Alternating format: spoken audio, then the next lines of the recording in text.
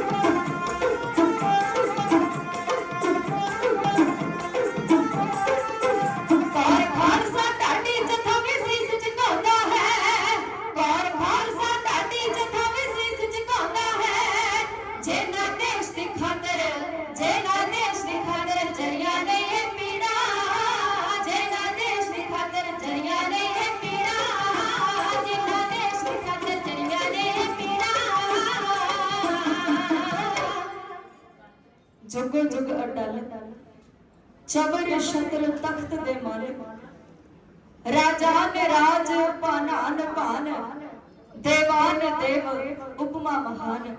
धन धन श्री गुरु ग्रंथ साहिब पातशाह महाराज तिन्हां दी पावन ते पवित्र हजूरी दे अंदर जुड़ बैठे गुरु प्यारे। आओ रसना फतेह दे सिमरन दे नाल पावन ते पवित्र करिए। फतेह बुलाउण तो पहला महसूस करियो कि साडा जिहड़ा सीस है ਉਹ ਪੰਜਮ ਪਾਤਸ਼ਾਹ ਧੰਨ ਧੰਨ श्री गुरु अर्जन देव पातशाह महाराज जी के पावन ते पवित्र चरणों च झुकण लगा। साडा औगण भरिया मथा उस रहबर के चरणों के नाल स्पर्श हो जाए। साडी बुलाई हुई फतेह उस अकाल पुरख परमात्मा के दर ते प्रवान हो जाए। आओ तन मन दे नाल एकाग्रचित होकर दोए कर जोड़ सीस नवा के रसना नूं फतेह दे सिमरन दे नाल पावन ते पवित्र करिए। गज के आखियो जे वाहिगुरू जी का खालसा वाहिगुरू जी की फतेह। आप जी बड़े धन्धा दे योग जो धन धन श्री गुरु ग्रंथ साहिब पातशाह महाराज जी के पावन ते पवित्र चरणों के विच जुड़ के अपने जीवन दी घड़ियां नूं सफल बना रहे। क्योंकि मनुखी मन बड़ा चंचल है, वकारां दे वल ते भज्जा जांदा है, पर किसी चंगे काम के वाल इन्हूं बड़ा प्रेर के लियाउणा पैंदा ते आप जी बड़े धन्धा दे योग जो अपनी मन बिरतियां नूं एकागर करके धन धन श्री गुरु ग्रंथ साहिब पातशाह महाराज जी की पावन ते पवित्र हजूरी दे अंदर जुड़ बैठे हो। नगर गलार की समुची संगत गुरुद्वारा बाबा शहीद ते समूह प्रबंधक कमेटी ने उद्यम ते उपराला किया। आप सरबत संगत ने योगदान पाया जो पंचम पातशाह धन गुरु अर्जन देव पातशाह महाराज जी के शहादत के सजदे दे विच समुची नगर गलार की संगत जिहड़ी जुड़ बैठी है। सरपंच जरमन सिंह जी ते समूह ग्राम पंचायत उन्हां दे उद्यम उपराले सदका सतगुरु पातशाह महाराज जी की मेहरमत सदका समुची संगत के योगदान के सदका आप जी ने पंचम पातशाह धन गुरु अर्जन देव पातशाह महाराज जी का शहादत का दिहाड़ा जिहड़ा ओह मनाउणा कीता। अरदास करदे हां सतगुरु पातशाह महाराज आप जी का कदम कदम चलिया लेखे दे विच लाउण, आप जी दीयां सत भावनावां मनोकामनावां सतगुरु पातशाह महाराज जी संपूर्ण करन। आओ जितना कि समा आप सिख संगत के वल्लों हुक्म होया उस समय दे विच रह के आप जी दी पूरी इतिहास दे नाल सेवा करनी है। आप सिख संगत दिओ आसीस सतगुरु पातशाह महाराज जी की मेहरमत होवे। पाक पवित्र इतिहास के वर्कियां नूं मैनूं खोलण दा दातिया बल बख्शी जिथे उलझ जावे मेरी मत छोटी उस गुजर दा मैनूं हल बख्शी जुड़ी रहे साहां दी तंद एदा तेरे नाम नाल जुड़े होए बल बख्शी हाथ जोड़ रणजीत कहे ए रसना नूं तेरी संगत नाल करन वाली गल बख्शी। सतगुरु पातशाह महाराज जी मेहरमत करन आप सिख संगत दे आसीस। प्यारे विद्वान ने खूब लिखिया ओ कहंदा कदे पढ़दियां नी कौमां इस गल्ले असि राजियां दे किन्ने पूर जम्मे आउण वालियां नस्लां ने पुछड़ा है किहड़ी कौम ने किन्ने मंसूर जम्मे कौमां ओही जग ते जिउंदी ਬਣਦਾ ਝੱਲ ਪੈ ਜੇ ਅੰਤ ਪੈਂਦਾ ਮੁੱਲ ਕੁਰਬਾਨੀਆਂ ਦਾ ਭਾਵੇਂ ਅੱਜ ਪੈ ਜੇ ਭਾਵੇਂ ਕੱਲ ਪੈ जे शहादत के कतरा खून में शिफा इमाम होता है जुल्म जिसमें डूबे ये वो सैलाबे तूफान हुआ है शहीदों की कत्लगाह से क्या बेहतर है काबा शहीदों की खाक पे तो खुदा भी कुर्बान हो जिस धरती ते शहीदां दी पावन रत डोलदी है ना जिस धरती ते शहीदां दा पावन खून डोलदा है ਉਹ ਧਰਤੀ ਤੇ ਖੁਦ ਖੁਦਾ ਅਕਾਲ ਪੁਰਖ ਪਰਮਾਤਮਾ ਵੀ ਨਤਮਸਤਕ ਹੁੰਦਾ ਤੇ ਆਪ ਜੀ ਬੜੇ ਵੱਡੇ ਭਾਗਾਂ ਵਾਲੇ ਜੋ ਧੰਨ ਧੰਨ ਸ੍ਰੀ ਗੁਰੂ ਅਰਜਨ ਦੇਵ ਪਾਤਸ਼ਾਹ ਮਹਾਰਾਜ ਜੀ ਦੀ ਸ਼ਹਾਦਤ ਦੇ ਸਜਦੇ ਦੇ ਵਿੱਚ ਝੁੱਕ ਕੇ ਬੈਠੇ ਹੋ। ਇੱਕ ਗੱਲ ਯਾਦ ਰੱਖਿਓ, ਉਹ ਕੌਮਾਂ ਰੁਲ ਜਾਂਦੀਆਂ ਜੋ ਆਪਣਾ ਇਤਿਹਾਸ ਭੁੱਲ ਜਾਂਦੀਆਂ। ਉਹ ਕੌਮਾਂ ਜਿਹੜੀਆਂ ਦੁਨੀਆ ਦੇ ਨਕਸ਼ੇ ਦੇ ਉੱਤੋਂ ਮਿਟ ਜਾਂਦੀਆਂ, ਜਿਹੜੀਆਂ ਆਪਣਾ ਇਤਿਹਾਸ ਭੁੱਲ ਜਾਂਦੀਆਂ। ਤੇ ਅੱਜ ਝਾਤੀ ਮਾਰ ਕੇ ਵੇਖੀਏ ਸਾਡੀ ਸਿੱਖ ਕੌਮ ਦੇ ਵਿੱਚ ਹੂਬਹੂ ਇਸੇ ਤਰ੍ਹਾਂ ਹੋ ਰਿਹਾ। ਅਸੀਂ ਸ਼ਿਕਵੇ ਤੇ ਬੜੇ ਕਰ ਰਹੇ ਹਾਂ ਕਿ ਸਾਡੀ ਆਉਣ ਵਾਲੀ ਪੀੜ੍ਹੀ ਸਾਡਾ ਇਤਿਹਾਸ ਭੁੱਲਦੀ ਜਾ ਰਹੀ ਹੈ, ਸਾਡੀ ਆਉਣ ਵਾਲੀ ਪੀੜ੍ਹੀ ਸਾਡੇ ਵਿਰਸੇ ਨਾਲੋਂ ਟੁੱਟਦੀ ਜਾ ਰਹੀ ਹੈ। ਪਰ ਮਨਾਂ ਦੇ ਵਿੱਚ ਝਾਤੀ ਮਾਰ ਕੇ ਵੇਖੀਏ ਅਸੀਂ ਆਪਣੀ ਪੀੜ੍ਹੀ ਨੂੰ ਜੋੜੇ ਕਿੰਨਾ ਇਤਿਹਾਸ ਦੱਸਦੇ ਹਾਂ, ਅਸੀਂ ਆਪਣੀ ਪੀੜ੍ਹੀ ਨੂੰ ਆਪਣਾ ਕਿੰਨਾ ਅਸੀਂ ਆਪਣੇ ਵਿਰਸੇ ਦੇ ਨਾਲ ਜੋੜਦੇ ਆ। ਪਿਆਰਿਓ, ਆ ਮੇਰੀਆਂ ਮਾਤਾਵਾਂ ਭੈਣਾਂ ਬੈਠੀਆਂ, ਪਰ ਗੁੱਸਾ ਨਾ ਕਰਿਓ।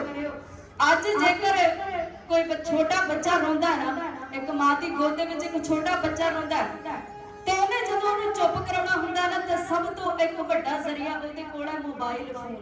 ਜਦੋਂ ਬੱਚਾ ਰੋਂਦਾ ਮਾਵਾਂ ਆਪਣੇ ਛੋਟੇ ਜਿਹੇ ਬੱਚੇ ਨੂੰ ਮੋਬਾਈਲ ਫੜਾ ਦਿੰਦੀਆਂ ਵੀ ਜੋ ਜੀ ਕਰਦਾ ਇਹਦੇ ਵਿੱਚ ਵੇਖੀ ਜਾਓ।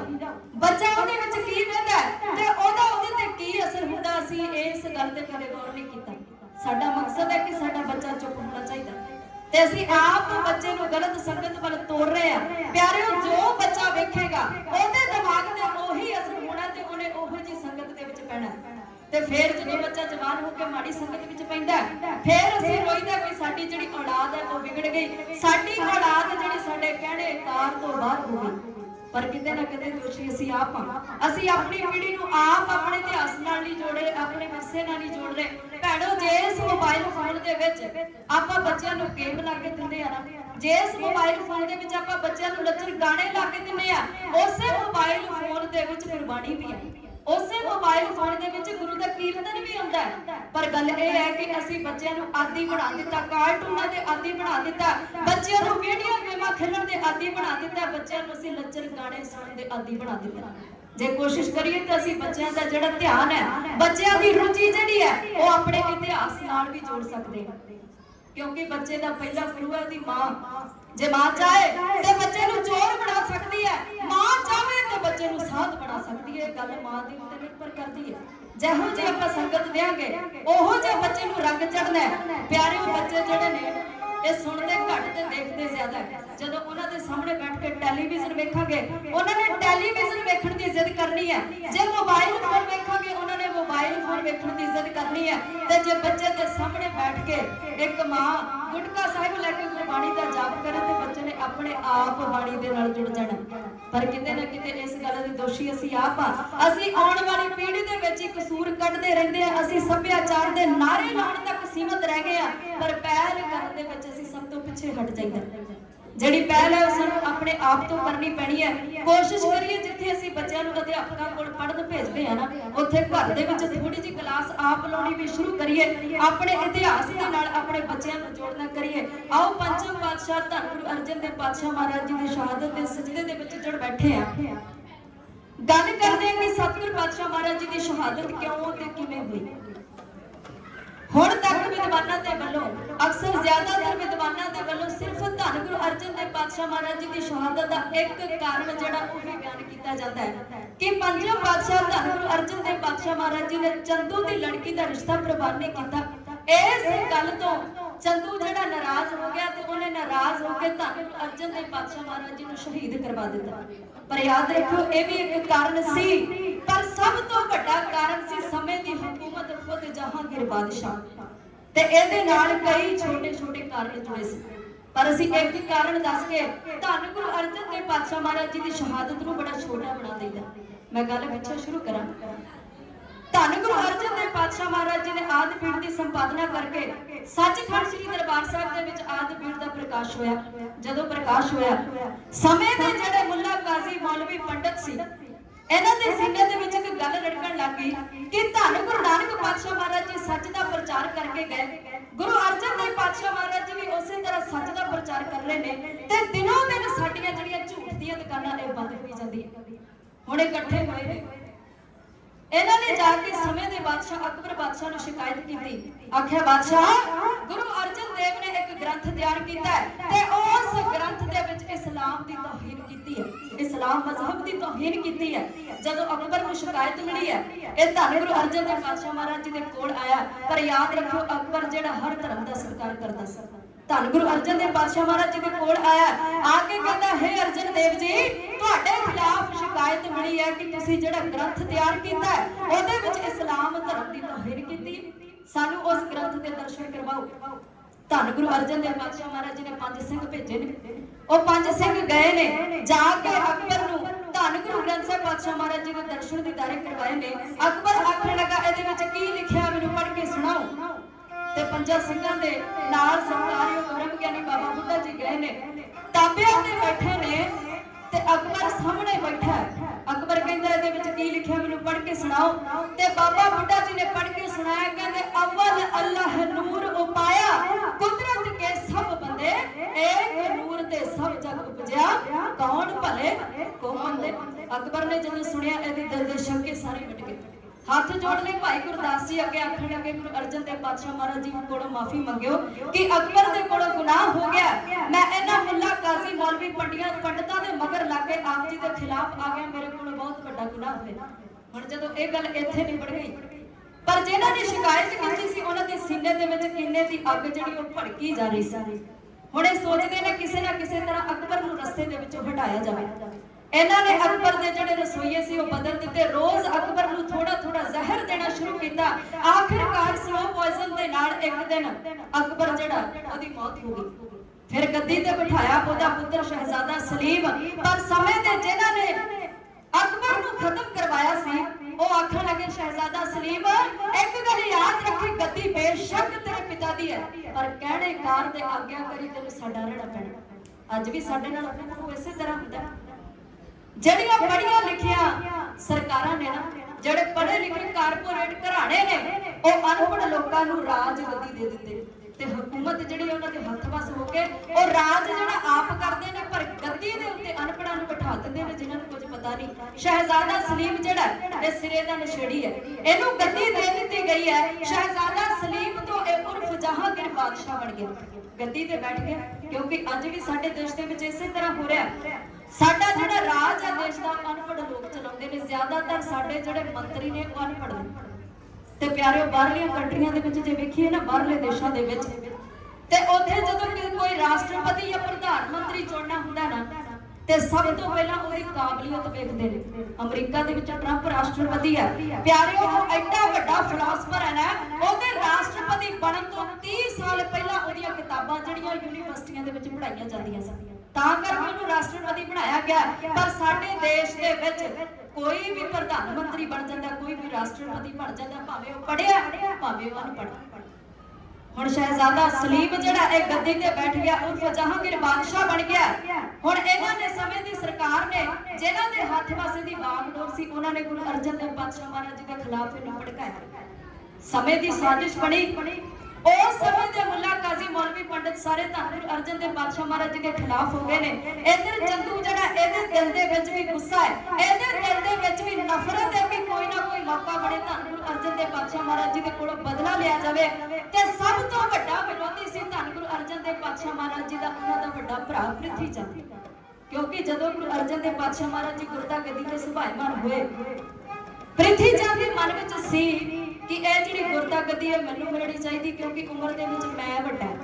ਪਰ ਯਾਦ ਰੱਖਿਓ ਗੁਰੂ ਨਾਨਕ ਦਾ ਘਰ ਉਮਰਾਂ ਨਹੀਂ ਵੇਖਦਾ, ਗੁਰੂ ਨਾਨਕ ਦਾ ਘਰ ਅਹੁਦਾ ਨਹੀਂ ਵੇਖਦਾ, ਗੁਰੂ ਨਾਨਕ ਦਾ ਘਰ ਜਵਾਨੀ ਜਾਂ ਬੁਢਾਪਾ ਨਹੀਂ ਵੇਖਦਾ। ਗੁਰੂ ਨਾਨਕ ਦਾ ਘਰ ਜੇ ਵੇਖਦਾ ਹੈ ਤੇ ਸਿਰਫ ਸੇਵਾ ਤੇ ਸਿਮਰਨ ਵੇਖਦਾ ਹੈ। ਜਿਹਦਾ ਹਿਰਦਾ ਪਾਕ ਹੈ, ਜਿਹਦੇ ਹਿਰਦੇ ਦੇ ਵਿੱਚ ਉਸ ਅੱਲਾਹ ਦੇ ਪ੍ਰਤੀ ਪਿਆਰ ਹੈ, ਜਿਹਦੇ ਹਿਰਦੇ ਦੇ ਵਿੱਚ ਉਸ ਅੱਲਾਹ ਦੀ ਬਣਾਈ ਹੋਈ ਖੁਦਾਈ ਦੇ ਪ੍ਰਤੀ ਪਿਆਰ ਹੈ, ਗੁਰੂ ਨਾਨਕ ਦਾ ਘਰ ਉਹਨੂੰ ਗੱਦੀ ਸੌਂਪਦਾ। ਤੇ ਪ੍ਰਿਥੀ ਚੰਦ ਜਿਹੜਾ ਇਹ ਈਰਖਾਲੂ ਸੀ, ਧੰਨ ਗੁਰੂ ਅਰਜਨ ਦੇਵ ਪਾਤਸ਼ਾਹ ਮਹਾਰਾਜ ਜੀ ਗੁਰਦਾ ਗੱਦੀ ਤੇ ਸੁਭਾਈਮਾਨ ਹੋ ਗਏ। ਪ੍ਰਿਥੀ ਚੰਦ ਦੇ ਦਿਲ ਦੇ ਵਿੱਚ ਵੀ ਅੱਗ ਮੱਚ ਰਹੀ ਹੈ ਕਿ ਕੋਈ ਸਮਾਂ ਐਸਾ ਆਵੇ ਕਿਸੇ ਨਾ ਕਿਸੇ ਤਰ੍ਹਾਂ ਇਹ ਜਿਹੜੀ ਗੁਰਦਾ ਗੱਦੀ ਹੈ ਮੈਂ ਹਾਸਲ ਕਰਾਂ। ਹੁਣ ਸਮੇਂ ਸਮੇਂ ਤੇ ਸਾਰੇ ਚਾਲਾਂ ਚੱਲੀ ਜਾ ਰਹੇ ਨੇ।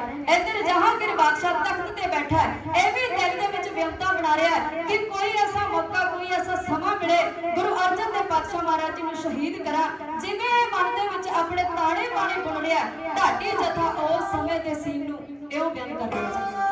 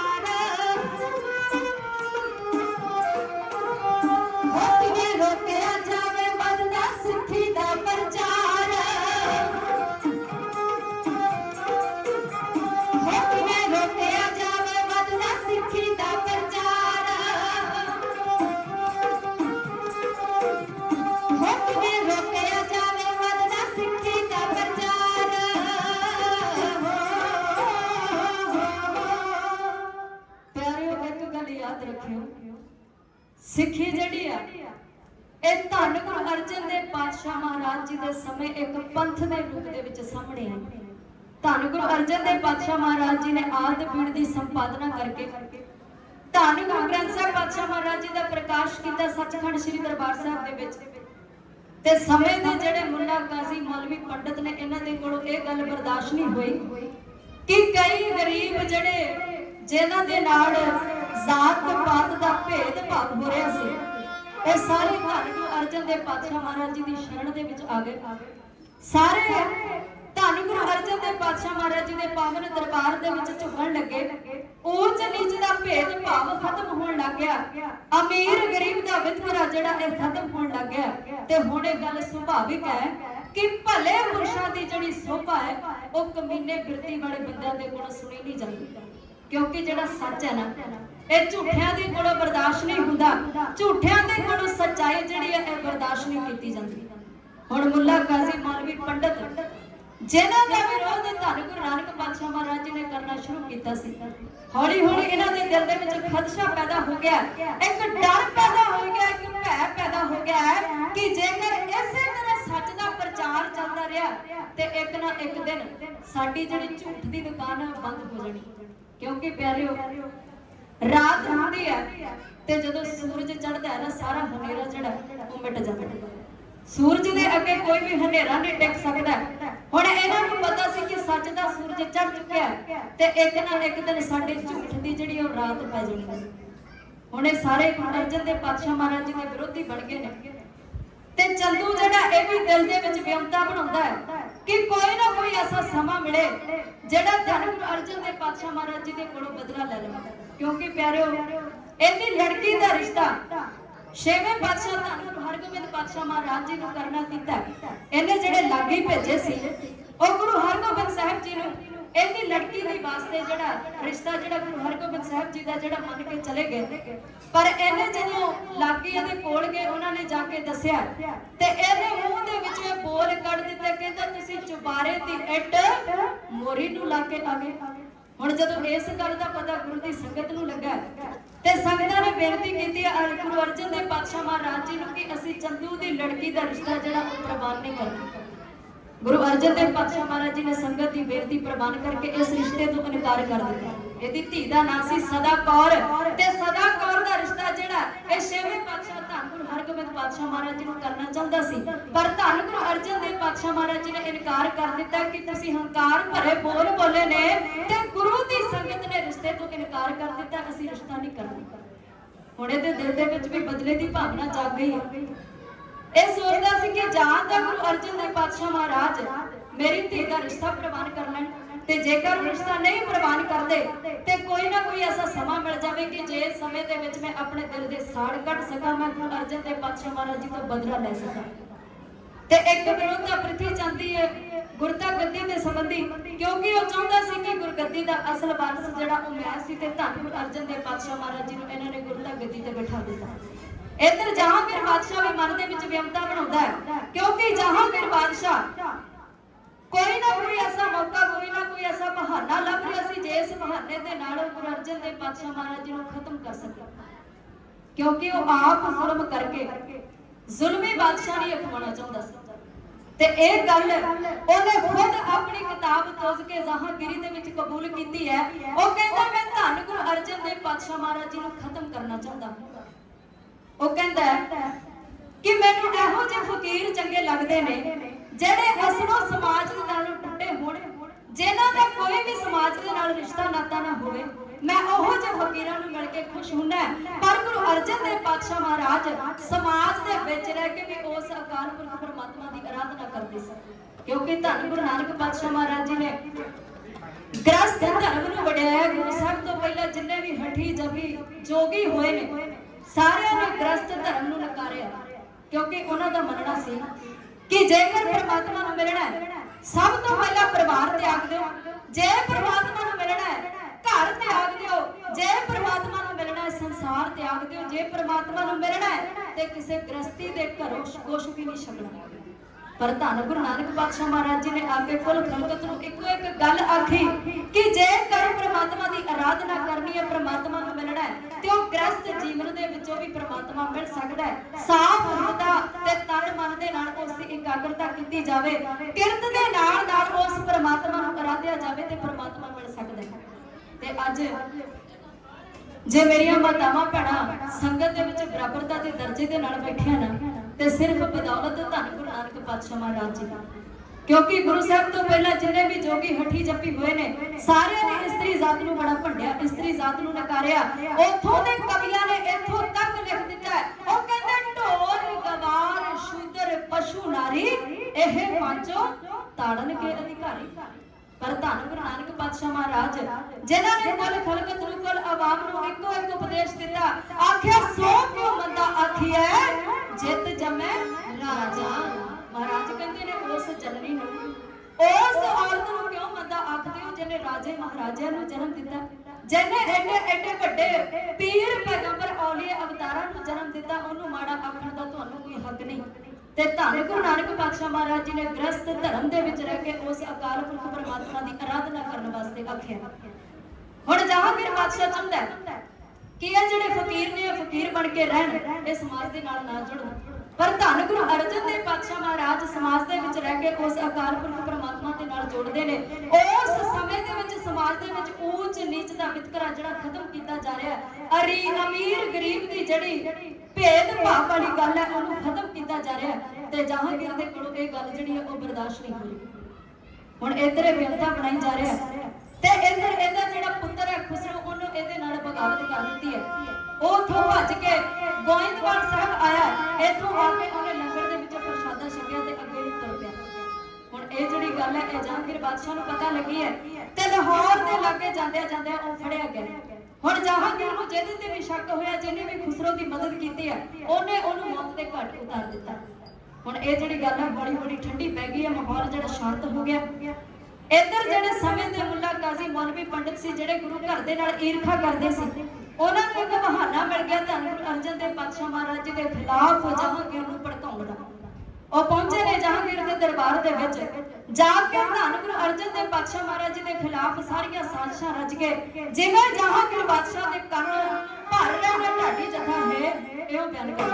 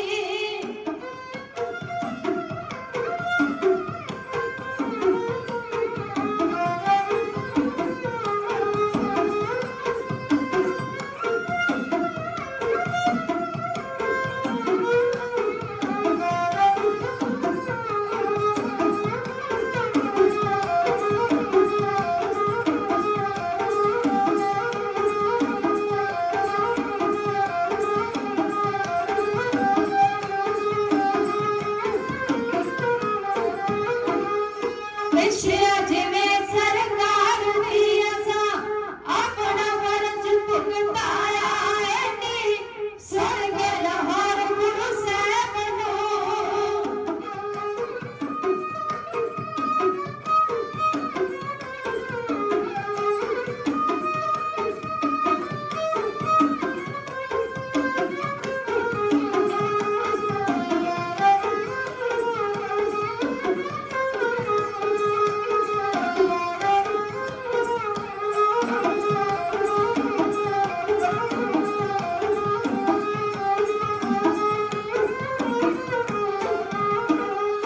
सुन के लाहौर गुरु साहब नूं बादशाह ने पकड़ मंगवाया सी दिल ईर्खा दी अग दिल नाचदी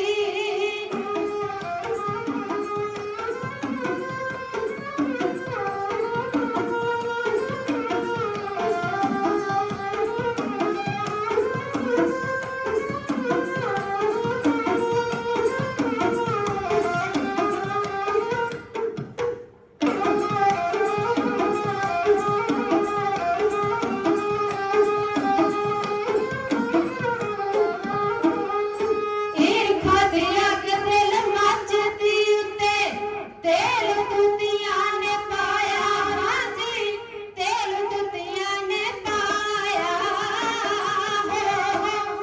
समय दे ईरखालू लोक ਜਿਹੜੇ ਧੰਨ ਗੁਰੂ ਅਰਜਨ ਦੇਵ ਪਾਤਸ਼ਾਹ ਮਹਾਰਾਜ ਜੀ ਦੇ ਨਾਲ ਖਾਰ ਖਾਂਦੇ ਸੀ ਇਹ ਸਾਰੇ ਇਕੱਠੇ ਹੋਏ ਨੇ ਪਹੁੰਚ ਗਏ ਨੇ ਜਹਾਂਗੀਰ ਦੇ ਦਰਬਾਰ ਦੇ ਵਿੱਚ ਜਾ ਕੇ ਆਖਣ ਲੱਗੇ ਐ ਬਾਦਸ਼ਾਹ ਕੀ ਤੁਸੀਂ ਜਾਣਦੇ ਹੋ ਸਿੱਖਾਂ ਦੇ ਪੰਜਵੇਂ ਗੁਰੂ ਗੁਰੂ ਅਰਜਨ ਦੇਵ ਜੀ ਨੇ ਤੁਹਾਡੇ ਪੁੱਤਰ ਬਾਗੀ ਹੁਸਨ ਨੂੰ ਪਨਾਹ ਦਿੱਤੀ ਕੀ ਤੁਸੀਂ ਜਾਣਦੇ ਹੋ ਸਿੱਖਾਂ ਦੇ ਪੰਜਵੇਂ ਗੁਰੂ ਗੁਰੂ ਅਰਜਨ ਦੇਵ ਨੇ ਤੁਹਾਡੇ ਪੁੱਤਰ ਬਾਗੀ ਹੁਸਨ ਨੂੰ ਬਾਦਸ਼ਾਹੀ ਦਾ ਤਿਲਕ ਲਾਇਆ ਕੀ ਤੁਸੀਂ ਜਾਣਦੇ ਹੋ ਸਿੱਖਾਂ ਦੇ ਪੰਜਵੇਂ ਗੁਰੂ ਧੰਨ ਗੁਰੂ ਅਰਜਨ ਦੇਵ ਪਾਤਸ਼ਾਹ ਜੀ ਨੇ ਤੁਹਾਡੇ ਬਾਗੀ ਪੁੱਤਰ ਖੁਸਰੋ ਨੂੰ ਬਾਦਸ਼ਾਹੀ ਦਾ ਤਿਲਕ ਲਾ ਕੇ ਨਾਲ ਨਕਦ ਰਾਸ਼ੀ ਦਿੱਤੀ ਜਦੋਂ ਜਹਾਂਗੀਰ ਬਾਦਸ਼ਾਹ ਨੇ ਇੰਨੀ ਗੱਲ ਸੁਣੀ ਹੈ ਇਹਦੇ ਦਿਲ ਦੇ ਵਿੱਚ ਭਾਂਬੜ ਮੱਚ ਗਏ ਇਹ ਆਖਣ ਲੱਗਾ ਕਹਿੰਦਾ ਮੇਰਾ ਪੁੱਤਰ ਬਾਗੀ ਹੋਇਆ ਮੇਰੇ ਨਾਲ ਬਗਾਵਤ ਕਰਕੇ ਗਿਆ ਪਰ ਧੰਨ ਗੁਰੂ ਅਰਜਨ ਦੇਵ ਜੀ ਨੇ ਉਹਨੂੰ ਹੋਰ ਮੇਰੇ ਖਿਲਾਫ ਭੜਕਾਇਆ ਤੇ ਉਹਨੂੰ ਨਕਦ ਰਾਸ਼ੀ ਦਿੱਤੀ ਹੈ ਤੇ ਨਾਲ ਉਹਨੂੰ ਬਾਦਸ਼ਾਹੀ ਦੀ ਅਸੀਸ ਦਿੱਤੀ ਹੁਣ ਇਹਦੇ ਦਿਲ ਦੇ ਵਿੱਚ ਭਾਂਬੜ ਮੱਚ ਗਿਆ ਹੁਣ ਜਿਹੜੇ ਜਹਾਂਗੀਰ ਬਾਦਸ਼ਾਹ ਦੇ ਕੰਨ ਭਰਨ ਆਏ ਸੀ ਇਹ ਸਮੇਂ ਦੇ ਉਹ ਲੋਕ ਸੀ ਜਿਹੜੇ ਧੰਨ ਗੁਰੂ ਅਰਜਨ ਦੇਵ ਪਾਤਸ਼ਾਹ ਮਹਾਰਾਜ ਜੀ ਦੇ ਨਾਲ ਖਾਰ ਖਾਂਦੇ ਸੀ ਕਿਉਂਕਿ ਪਿਆਰਿਓ ਗੁਰੂ ਨਾਨਕ ਦੀ ਪੰਜਵੀਂ ਜੋਤ ਧੰਨ ਗੁਰੂ ਅਰਜਨ ਦੇਵ ਪਾਤਸ਼ਾਹ ਮਹਾਰਾਜ ਜੀ ਸੱਚ ਦਾ ਪ੍ਰਚਾਰ ਕਰਦੇ ਸੀ ਸੱਚੀ ਉਹਨਾਂ ਦੀ ਸ਼ਕਤੀ ਸੀ ਸੱਚੀ ਉਹਨਾਂ ਦੀ ਤਾਕਤ ਸੀ ਕਿਉਂਕਿ ਖਾਲਸਾ ਪੰਥ ਧੰਨ ਗੁਰੂ ਗੋਬਿੰਦ ਸਿੰਘ ਪਾਤਸ਼ਾਹ ਮਹਾਰਾਜ ਜੀ ਨੇ ਐਸਾ ਸੱਜਿਆ ਜਿਹੜਾ ਹੱਕ ਤੇ ਸੱਚ ਵਾਸਤੇ ਮੁੱਢ ਕਦੀਮਾਂ ਤੋਂ ਜੂਝਦਾ ਆਇਆ ਖਾਲਸੇ ਸ਼ਬਦ ਦਾ ਅਰਥ ਕਰੀਏ ਤੇ ਖਾਲਸੇ ਤੋਂ ਭਾਵ ਖਾਲਸ ਜਿਹੜਾ ਪੂਰੀ ਤਰ੍ਹਾਂ ਸ਼ੁੱਧ ਸੋਨੇ ਦੀ ਤਰ੍ਹਾਂ ਜਿਹਦੇ ਵਿੱਚ ਸ਼ੁੱਧਤਾ ਐਸਾ ਖਾਲਸਾ ਪੰਥ ਧੰਨ ਗੁਰੂ ਗੋਬਿੰਦ ਸਿੰਘ ਪਾਤਸ਼ਾਹ ਮਹਾਰਾਜ ਜੀ ਨੇ ਪ੍ਰਗਟ ਕੀਤਾ ਜਿਹੜਾ ਹੱਕ ਤੇ ਸੱਚ ਦੀ ਖਾਤਰ ਜੂਝਦਾ ਆਇਆ ਹੁਣ ਪੰਜੇ ਪਾਤਸ਼ਾਹ ਧੰਨ ਗੁਰੂ ਅਰਜਨ ਦੇਵ ਪਾਤਸ਼ਾਹ ਮਹਾਰਾਜ ਜੀ ਦੇ ਖਿਲਾਫ ਜਹਾਂਗੀਰ ਬਾਦਸ਼ਾਹ ਦੇ ਕੰਨ ਭਰ ਦਿੱਤੇ ਗਏ ਨੇ ਆਖਣ ਲੱਗੇ ਬਾਦਸ਼ਾਹ ਉਹ ਸਮੇਂ ਤੇ ਐਸੀ ਕਾਰਗੁਜ਼ਾਰੀ ਕਰ ਰਿਹਾ ਹੈ ਕਿ ਜਿੰਨੇ ਵੀ ਨੀਚ ਜ਼ਾਤ ਦੇ ਲੋਕ ਨੇ ਉਹ ਸਾਰੇ ਗੁਰੂ ਦੇ ਨਾਲ ਜੁੜੇ ਜਾ ਰਹੇ ਨੇ ਅਮੀਰ ਗਰੀਬ ਦਾ ਵਿਤਕਰਾ ਜਿਹੜਾ ਉਹ ਖਤਮ ਕਰ ਰਿਹਾ ਤੇ ਸਾਡੇ ਵਾਸਤੇ ਉਹ ਖਤਰਾ ਬਣ ਰਿਹਾ ਇੱਕ ਦਿਨ ਤੁਹਾਡਾ ਰਾਜ ਭਾਗ ਜਿਹੜਾ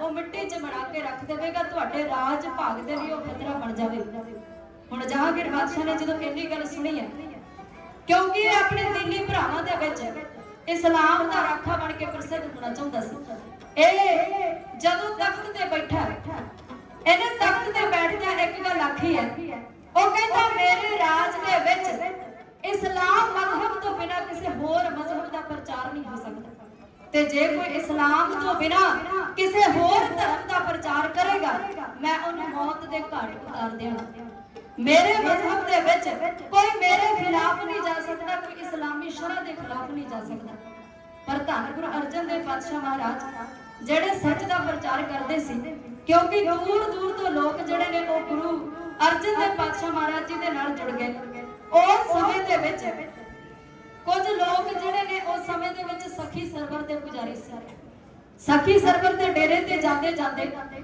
ਧੰਨ ਗੁਰੂ ਅਰਜਨ ਦੇਵ ਪਾਤਸ਼ਾਹ ਮਹਾਰਾਜ ਜੀ ਦੇ ਪਾਵਨ ਦਰਬਾਰ ਦੇ ਵਿੱਚ ਰੁਕਦੇ, ਇੱਥੋਂ ਪ੍ਰਸ਼ਾਦਾ ਪਾਣੀ ਛਕਦੇ ਤੇ ਅੱਗੇ ਨੂੰ ਤੁਰ ਜਾਂਦੇ।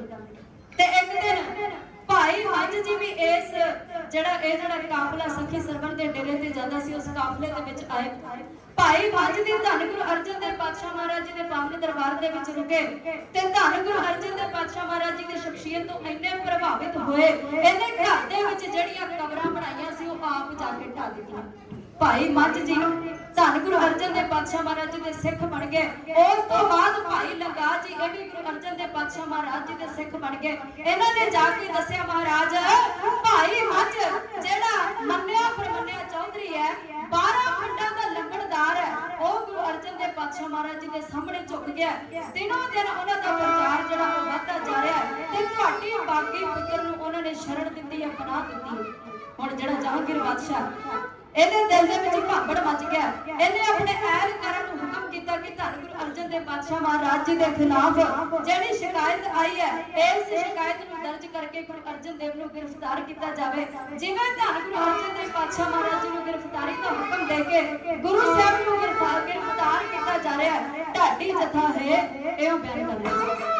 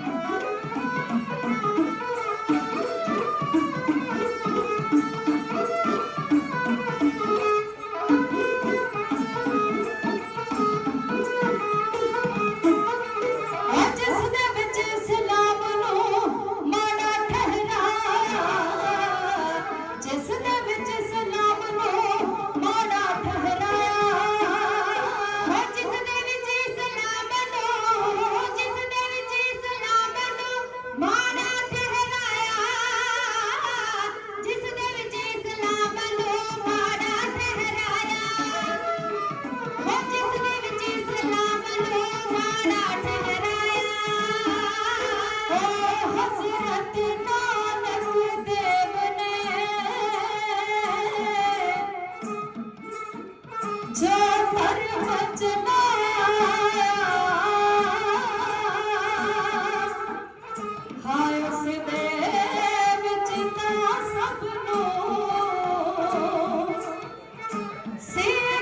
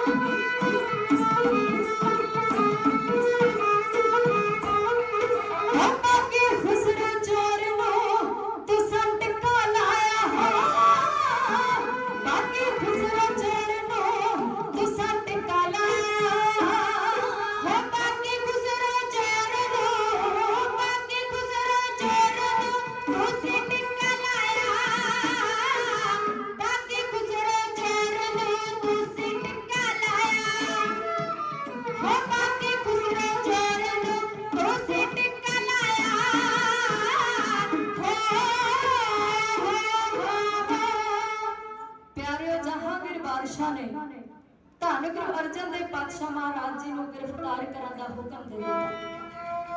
20 ਮਈ ਨੂੰ ਇਹਨੇ ਗ੍ਰਿਫਤਾਰੀ ਦਾ ਹੁਕਮ ਕੀਤਾ ਤੇ 22 ਮਈ ਨੂੰ ਧੰਨ ਗੁਰੂ ਅਰਜਨ ਦੇਵ ਪਾਤਸ਼ਾਹ ਮਹਾਰਾਜ ਜੀ ਨੂੰ ਸ੍ਰੀ ਅੰਮ੍ਰਿਤਸਰ ਸਾਹਿਬ ਤੋਂ ਗ੍ਰਿਫਤਾਰ ਕਰ ਲਿਆ।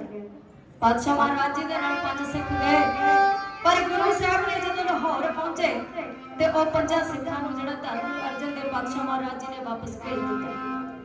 ਹੁਣ ਜਹਾਂਗੀਰ ਬਾਦਸ਼ਾਹ ਜਿਹੜਾ ਇਹਨੇ ਗੁਰੂ ਅਰਜਨ ਦੇਵ ਪਾਤਸ਼ਾਹ ਮਹਾਰਾਜ ਜੀ ਨੂੰ ਗ੍ਰਿਫਤਾਰ ਕਰਕੇ ਬੁਲਾਇਆ ਤੇ ਜਹਾਂਗੀਰ ਬਾਦਸ਼ਾਹ ਦੇ ਸਾਹਮਣੇ ਗੁਰੂ ਅਰਜਨ ਦੇਵ ਪਾਤਸ਼ਾਹ ਮਹਾਰਾਜ ਜੀ ਦੀ ਪੇਸ਼ੀ ਹੋਈ। ਗੁਰੂ ਅਰਜਨ ਦੇਵ ਪਾਤਸ਼ਾਹ ਮਹਾਰਾਜ ਜੀ ਦੇ ਮਹਾਰਾਜ ਜਹਾਂਗੀਰ ਦੇ ਸਨਮੁਖ ਨੇ ਤੇ ਜਹਾਂਗੀਰ ਬਾਦਸ਼ਾਹ ਨੇ बड़े हंकार दे नाल आख्या, कहंदा ए अर्जन की तू जानदा है किसे बादशाह दे विरुद्ध बगावत करन दा की सट्टा निकलदा। हे अर्जन, मैं सुनिया कि तू एक ग्रंथ बनाया ते उस ग्रंथ दे विच इस्लाम धर्म दी तौहीन कीती गई। हे अर्जन, मैं सुनिया तू मेरे पुत्र बागी खुसरो नूं पनाह दित्ती है, नाल उहनूं नगद राशि दित्ती है। ते ए जहांगीर बादशाह आखण लगा, तू जानदा तैनूं इहनां कारवाइयां ते करके किहो जी सजा मिल सकदी है। तू जानदा तैनूं इस काम दे कारण मौत दे घाट भी उतार दिता जा सकदा। हुण धन गुरु अर्जन देव पातशाह महाराज जी ने जदों इन्नी गल सुनी है, पातशाह महाराज जी आखण लगे ने, जहांगीर जिन्ना तेरे कन्नां ने सुनिया ना, ये बहुता ते झूठ है। हाँ ये सच है कि खुसरो सतगुरु पातशाह महाराज जी दे पावन दरबार दे विच आया, आके उन्हें प्रसादा पानी छकिया ते छक के अगे नूं चला गया। ते बाकी रही गल नगद राशि दी, असीं उहनूं कोई नगद राशि नहीं दित्ती।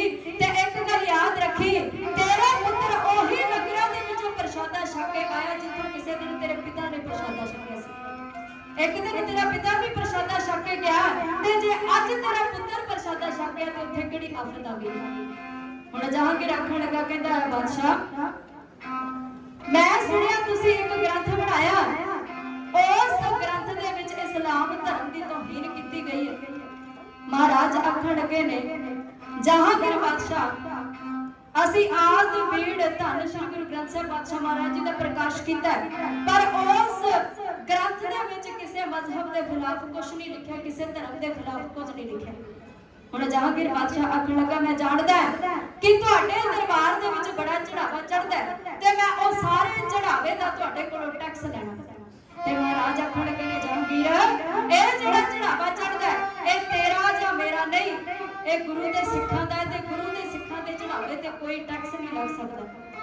अज भी गुरुद्वारिਆਂ ਦੇ ਵਿੱਚ ਜਿਹੜਾ ਚੜਾਵਾ ਚੜਦਾ ਹੈ ਨਾ, ਉਹਦੇ ਵਿੱਚ ਸਰਕਾਰ ਨੂੰ ਕੋਈ ਟੈਕਸ ਨਹੀਂ ਦਿੱਤਾ ਜਾਂਦਾ, ਭਾਵੇਂ ਉਹ ਮੰਦਿਰ ਹੈ ਭਾਵੇਂ ਉਹ ਮਸਜਿਦ ਹੈ, ਕਿਤੇ ਵੀ ਕੋਈ ਚੜਾਵਾ ਚੜਦਾ ਜਿਹੜਾ ਸੰਗਤ ਦੇ ਦੁਆਰਾ ਚੜਾਇਆ ਜਾਂਦਾ ਉਹਦੇ ਵਿੱਚ ਸਰਕਾਰ ਕੋਈ ਟੈਕਸ ਨਹੀਂ ਲੈ ਸਕਦੀ। ਪਰ ਜਹਾਂਗੀਰ ਨੇ ਧੰਨ ਗੁਰੂ ਅਰਜਨ ਦੇਵ ਪਾਤਸ਼ਾਹ ਮਹਾਰਾਜ ਜੀ ਨੂੰ ਆਖਿਆ, ਕਹਿਣ ਲੱਗੇ, हे ਅਰਜਨ ਤੂੰ ਜਿਹੋ ਜਿਹੇ ਕੰਮ ਕੀਤੇ ਆ ਇਹਨਾਂ ਕੰਮਾਂ ਦੇ ਆਧਾਰ ਤੇ ਮੈਂ ਤੈਨੂੰ ਮੌਤ ਦੇ ਘਾਟ ਉਤਾਰ ਸਕਦਾ, ਪਰ ਤੂੰ ਬਚ ਸਕਦਾ ਜੇ ਤੂੰ ਮੇਰੀਆਂ ਤਿੰਨ ਗੱਲਾਂ ਮੰਨ ਲਵੇਂ।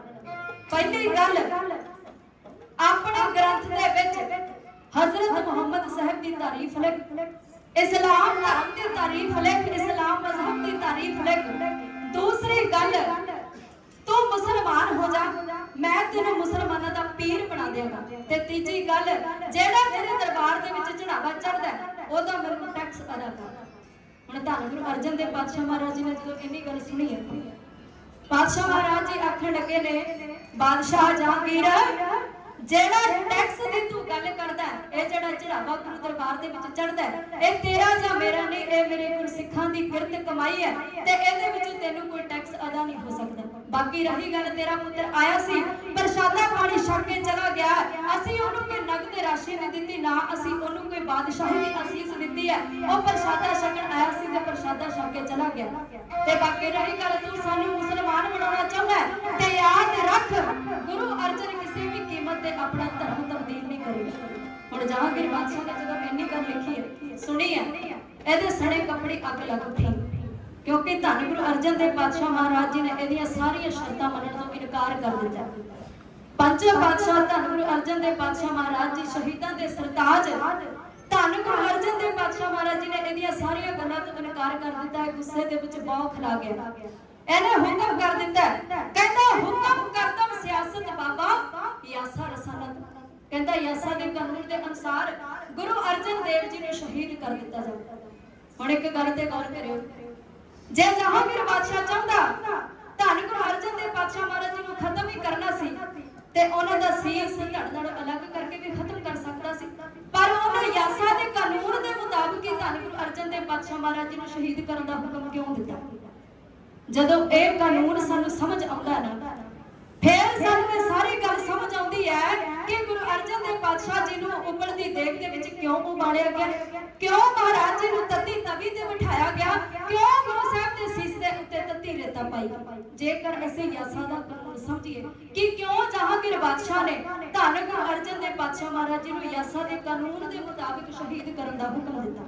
ਪਿਆਰਿਓ, ਇਹ ਜਿਹੜਾ ਯਾਸਾ ਦਾ ਕਾਨੂੰਨ ਹੈ ਨਾ, ਇਹ ਚੰਗੇਜ਼ ਖਾਨ ਨੇ ਬਣਾਇਆ ਤੇ ਉੱਥੋਂ ਦੇ ਮੰਗੋਲੀਅਨ ਲੋਕਾਂ ਦਾ ਮੰਨਣਾ ਹੈ ਕਿ ਜਦੋਂ ਵੀ ਕਿਸੇ ਧਾਰਮਿਕ ਪੁਰਖ ਨੂੰ ਸ਼ਹੀਦ ਕਰਨਾ ਹੈ, ਖਤਮ ਕਰਨਾ ਹੈ, ਤੇ ਇਸ ਤਰ੍ਹਾਂ ਸ਼ਹੀਦ ਕਰੋ ਕਿ ਉਹਦੇ ਖੂਨ ਦਾ ਇੱਕ ਵੀ ਕਤਰਾ ਜਿਹੜਾ ਉਹ ਜ਼ਮੀਨ ਤੇ ਨਾ ਡਿੱਗੇ। ਜੇਕਰ ਉਹਦੇ ਖੂਨ ਦਾ ਇੱਕ ਵੀ ਕਤਰਾ ਜਿਹੜਾ ਉਹ ਜ਼ਮੀਨ ਤੇ ਡਿੱਗਿਆ, ਉਹਦੇ ਵਿੱਚੋਂ ਅਣਖ ਪੈਦਾ ਹੋਵੇਗੀ, ਉਹਦੇ ਵਿੱਚੋਂ ਗੈਰਤ ਪੈਦਾ ਹੋਵੇਗੀ, ਜਿਹੜੀ ਸਾਡੇ ਵਾਸਤੇ ਖਤਰਾ ਬਣੇਗੀ। ਹੁਣ ਜਹਾਂਗੀਰ ਬਾਦਸ਼ਾਹ ਜਾਣਦਾ ਸੀ ਕਿ ਧੰਨ ਗੁਰੂ ਅਰਜਨ ਦੇਵ ਪਾਤਸ਼ਾਹ ਮਹਾਰਾਜ ਜੀ ਦੇ ਨਾਲ ਬੜੀ ਸੰਗਤ ਜੁੜੀ ਹੋਈ ਹੈ, ਤੇ ਜੇ ਇਹਨਾਂ ਦੇ ਖੂਨ ਦਾ ਕਤਰਾ ਜਿਹੜਾ ਜ਼ਮੀਨ ਤੇ ਡਿੱਗਿਆ, ਉਹਦੇ ਵਿੱਚੋਂ ਹੋਰ ਸੂਰਬੀਰ ਯੋਧੇ ਪੈਦਾ ਹੋਣਗੇ। ਇਸ ਕਰਕੇ ਇਹਨੇ ਯਾਸਾ ਦੇ ਕਾਨੂੰਨ ਦੇ ਮੁਤਾਬਿਕ ਧੰਨ ਗੁਰੂ ਅਰਜਨ ਦੇਵ ਪਾਤਸ਼ਾਹ ਮਹਾਰਾਜ ਜੀ ਨੂੰ ਸ਼ਹੀਦ ਕਰਨ ਦਾ ਹੁਕਮ ਦਿੱਤਾ। ਹੁਣ ਗੁਰੂ ਸਾਹਿਬ ਨੂੰ ਸ਼ਹੀਦ ਕਰਨ ਦਾ ਹੁਕਮ ਦੇ ਕੇ ਜਹਾਂਗੀਰ ਬਾਦਸ਼ਾਹ ਚਲਾ ਗਿਆ। ਸ਼ਹੀਦ ਕਰਨ ਦੀ ਜ਼ਿੰਮੇਵਾਰੀ ਜਿਹੜੀ ਹੈ ਚੰਦੂ ਨੇ ਆਪਣੇ ਹੱਥ ਵਸ ਲੈ ਲਈ। ਚੰਦੂ ਨੇ ਧੰਨ ਗੁਰੂ ਅਰਜਨ ਦੇਵ ਪਾਤਸ਼ਾਹ ਮਹਾਰਾਜ ਜੀ ਨੂੰ ਸ਼ਹੀਦ ਕਰਨ ਦੀ ਜ਼ਿੰਮੇਵਾਰੀ ਲੈ ਲਈ ਹੈ। ਹੁਣ ਗੁਰੂ ਅਰਜਨ ਦੇਵ ਪਾਤਸ਼ਾਹ ਮਹਾਰਾਜ ਜੀ ਨੂੰ ਆਪਣੇ ਕੋਲ ਲੈ ਕੇ ਆਇਆ, ਸ਼ਹੀਦ ਕਰਨ ਦੀਆਂ ਵਿਉਂਤਾਂ ਬਣਾ ਰਿਹਾ ਕਿ ਕਿਵੇਂ ਧੰਨ ਗੁਰੂ ਅਰਜਨ ਦੇਵ ਪਾਤਸ਼ਾਹ ਮਹਾਰਾਜ ਜੀ ਨੂੰ ਤਸੀਹੇ ਦਿੱਤੇ ਜਾਣ, ਕਿਵੇਂ ਗੁਰੂ ਸਾਹਿਬ ਨੂੰ ਸ਼ਹੀਦ ਕੀਤਾ ਜਾਵੇ। ਹੁਣ ਇਹਨੇ ਸਭ ਤੋਂ ਪਹਿਲਾਂ ਇੱਕ ਦੇਗ ਉਬਾਲੀ ਹੈ। ਉਹ ਦੇਗ ਉਬਾਲ ਕੇ ਧੰਨ ਗੁਰੂ ਅਰਜਨ ਦੇਵ ਪਾਤਸ਼ਾਹ ਮਹਾਰਾਜ ਜੀ ਨੂੰ ਉਸ ਦੇਗ ਦੇ ਵਿੱਚ ਬਿਠਾਉਣਾ। ਤੇ ਦੇਗ ਉਬਾਲਣ ਦਾ ਵੀ ਇੱਕ ਕਾਰਨ ਸੀ। ਕਿਉਂ ਜ਼ਾਲਮਾਂ ਨੇ ਪਹਿਲਾਂ ਧੰਨ ਗੁਰੂ ਅਰਜਨ ਦੇਵ ਪਾਤਸ਼ਾਹ ਮਹਾਰਾਜ ਜੀ ਨੂੰ ਉਬਲਦੀ ਦੇਗ ਦੇ ਵਿੱਚ ਬਿਠਾਇਆ? ਇਹਦੇ ਪਿੱਛੇ ਇੱਕ ਬਹੁਤ ਵੱਡਾ ਕਾਰਨ ਹੈ। ਕਿਉਂਕਿ ਪਿਆਰਿਓ, ਅੱਜ ਵੀ ਡਾਕਟਰਾਂ ਦੇ ਮੁਤਾਬਿਕ ਅੱਗ ਦਾ ਸੜਿਆ ਬੰਦਾ ਜਿਹੜਾ ਉਹ ਤਾਂ ਖਤਮ ਹੋ ਸਕਦਾ ਹੈ, ਪਰ ਜਿਹੜਾ ਪਾਣੀ ਦਾ ਜਲਿਆ ਹੋਇਆ ਨਾ, ਉਹਦੇ ਬਚਣ ਦੇ ਬੜੇ ਚਾਂਸ ਹੁੰਦੇ। ਜਿਹੜਾ ਪਾਣੀ ਤੋਂ ਜਲਿਆ ਨਾ ਬੰਦਾ, ਉਹਦੇ ਬਚਣ ਦੇ ਬਹੁਤ ਚਾਂਸ ਹੁੰਦੇ ਨੇ, ਪਰ ਅੱਗ ਤੋਂ ਜਿਹੜਾ ਬੰਦਾ ਸੜਦਾ, ਉਹਦੇ ਬਚਣ ਦੇ ਚਾਂਸ ਬੜੇ ਘੱਟ ਹੁੰਦੇ। ਹੁਣ ਇਹਨਾਂ ਦੇ ਦਿਮਾਗ ਦੇ ਵਿੱਚ ਇੱਕ ਗੱਲ ਸੀ ਕਿ ਗੁਰੂ ਅਰਜਨ ਦੇਵ ਨੂੰ ਸਭ ਤੋਂ ਪਹਿਲਾਂ ਉਬਲਦੀ ਦੇਗ ਦੇ ਵਿੱਚ ਉਬਾਲਦੇ ਆ, ਹੋ ਸਕਦਾ ਹੈ ਤਸੀਹੇ ਵੇਖ ਕੇ ਧੰਨ ਗੁਰੂ ਅਰਜਨ ਦੇਵ ਪਾਤਸ਼ਾਹ ਮਹਾਰਾਜ ਜੀ ਦਾ ਮਨ ਡੋਲ ਜਾਵੇ ਤੇ ਇਹ ਸਾਡਾ ਮਜ਼ਹਬ ਜਿਹੜਾ ਉਹ ਕਬੂਲ ਲੈਣ, ਸਾਡੀਆਂ ਸ਼ਰਤਾਂ ਜਿਹੜੀਆਂ ਉਹ ਕਬੂਲ ਕਰ ਲੈਣ। ਇਹਨਾਂ ਨੇ ਉਬਲਦੀ ਦੇਗ ਦੇ ਵਿੱਚ ਧੰਨ ਗੁਰੂ ਅਰਜਨ ਦੇਵ ਪਾਤਸ਼ਾਹ ਮਹਾਰਾਜ ਜੀ ਨੂੰ ਬਿਠਾਉਣਾ ਤੇ ਇਹਨਾਂ ਦੇ ਮਨ ਦੇ ਵਿੱਚ ਖਿਆਲ ਸੀ ਕਿ ਉਬਲਦੀ ਦੇਗ ਦੇ ਵਿੱਚ ਬਿਠਾਵਾਂਗੇ, ਇੰਨਾ ਅੱਤ ਦਾ ਤਸੀਹਾ ਦੇ ਕੇ ਧੰਨ ਗੁਰੂ ਅਰਜਨ ਦੇਵ ਪਾਤਸ਼ਾਹ ਮਹਾਰਾਜ ਜੀ ਦਾ ਮਨ ਜਿਹੜਾ ਉਹ ਡੋਲ ਜਾਵੇਗਾ ਤੇ ਇਸਲਾਮ ਧਰਮ ਜਿਹੜਾ ਉਹ ਕਬੂਲ ਕਰ ਲੈਣਗੇ। ਚੰਦੂ ਨੇ ਉਬਲਦੀ ਦੇਗ ਉਬਾਲੀ ਹੈ। ਦੇਗ ਉਬਾਲ ਕੇ ਪੰਚੋ ਪਾਤਸ਼ਾਹ ਧੰਨ ਗੁਰੂ ਅਰਜਨ ਦੇਵ ਪਾਤਸ਼ਾਹ ਮਹਾਰਾਜ ਜੀ ਨੂੰ ਉਬਲਦੀ ਦੇਗ ਦੇ ਵਿੱਚ ਬਿਠਾਇਆ।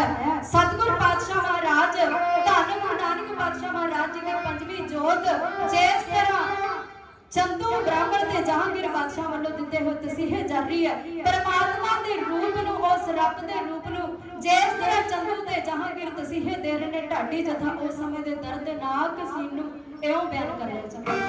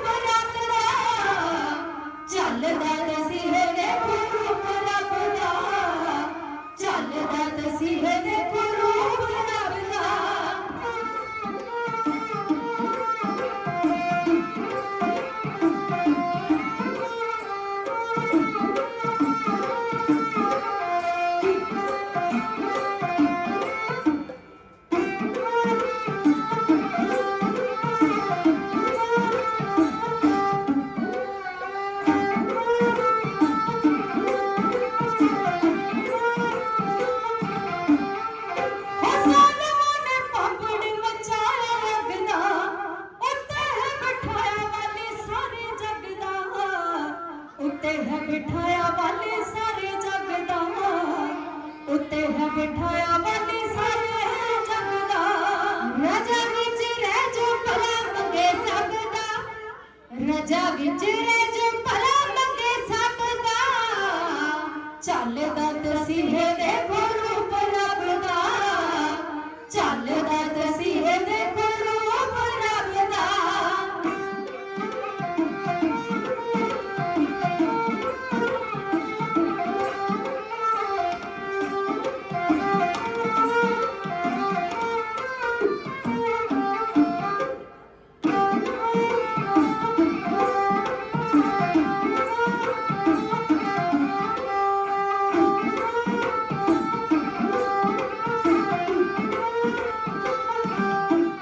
उबलदी देग च उबाल दिता सी पापियां ने हाल तो बेहाल कीता सी उबलदी देग च उबाल दिता सी पापियां ने हाल तो बेहाल कीता सी पापियां ने हाल तो बेहाल कीता सी पापियां ने हाल तो बेहाल कीता सी बुरा हुंदा तो सदा लोभ लगदा बुरा हुंदा तो सदा लोभ लगदा चलदा तसीहे देखो रूप रब दा चलदा तसीहे देखो रूप रब दा